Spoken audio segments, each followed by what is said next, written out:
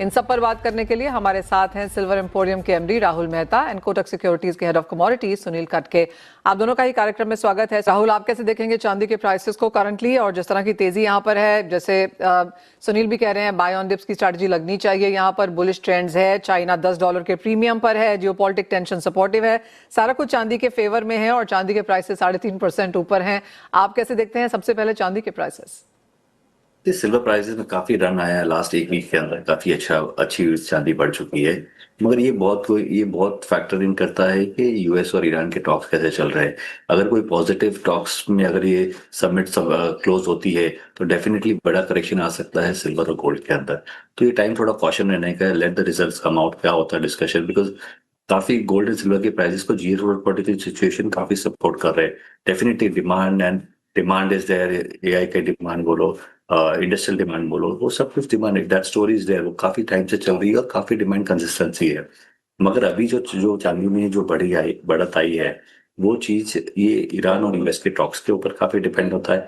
अगर वो talks positive way में एंड होते हैं और कोई सोल्यूशन आ जाता है उसके अंदर, तो सोने और चांदी में डेफिनेटली बड़ा करेक्शन आ सकता है।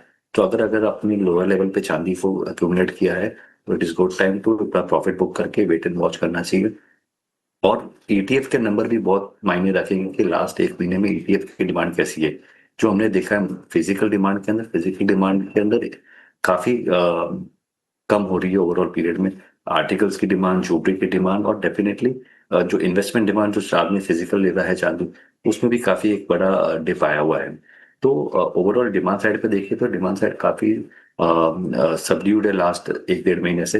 तो प्रॉफिट बुकिंग डेफिनेटली बनती है और वेट एंड वॉच करना चाहिए। जैसे ये ईरान यूएस के टॉक्स खत्म होते हैं उसके बाद में एक नया डायरेक्शन मिलेगा गोल्ड एंड सिल्वर को, उसके बाद में बाइंग और सेलिंग करनी चाहिए। राइट। साथ ही साथ इंडियन मार्केट्स के क्या हाल है राहुल? यहाँ पर के जैसे आपने कहा थोड़ी सी सबड्यूड बाइंग यहाँ पर जरूर है। अगर जैन फेब इसका कैलेंडर ईयर अब तक यहाँ पर देखें, कितना आप कहेंगे परसेंटेज डिक्लाइन है इन दैट सेंस, जो गिरावट की बात आप कर रहे हैं? जी, अगर मैं लास्ट ईयर से कंपेयर करूँ डेफिनेटली डिमांड में बहुत बड़ी गिरावट है, बिकॉज लास्ट ईयर जो प्राइस चांदी के प्राइसेस बहुत कम थे, करीब 1 लाख 1.5 लाख के आसपास चल रहे थे और अभी हम लोग 2.5 लाख के आसपास है। चांदी 4 लाख जाके डेफिनेटली अभी 2,70,000 के आसपास चल रही है। तो अगर डिमांड में अगर परसेंटेज वाइज देखेंगे तो definitely percentage in terms of volume देखना जाएंगे तो करीब 30 to 40% डिप है लास्ट 2 महीने के अंदर। जो डिमांड एज ऑफ नाउ निकल के आ भी रही है, और जैसे सुनील भी कह रहे थे राहुल कि प्रीमियम चाइना में है, काफी एशियन मार्केट्स का वही हाल है, सिर्फ चाइना नहीं, सिंगापुर में, कोरिया में भी आज यहाँ पर प्रीमियम पे कारोबार है। इंडियन मार्केट्स में लेकिन आप कह रहे हैं बाइंग नहीं है, तो क्या हम एट प्राइस हैं, डिस्काउंट में है, किस तरह का कारोबार यहाँ है? इंडियन प्राइस अगर इंटरनेशनल मार्केट से कंपेयर कर रही तो कल तक चांदी डिस्काउंट पे चल रही थी। इंटरनेशनल प्राइसेस जो लैंडिंग थी और जो मार्केट प्राइसेस मिले थे उस पर डिस्काउंट चल रहा था। डेफिनेटली आज की जो बढ़त आई है उसके बाद में मे बी इवनिंग तक क्लियर पिक्चर आएगा कि वापस वो जो डिस्काउंट था डिस्काउंट हो गया कि प्रीमियम पे चल रही है। बट ओवरऑल कोई ज्यादा चांदी प्रीमियम पे नहीं चल रही है बिकॉज डिमांड कम है।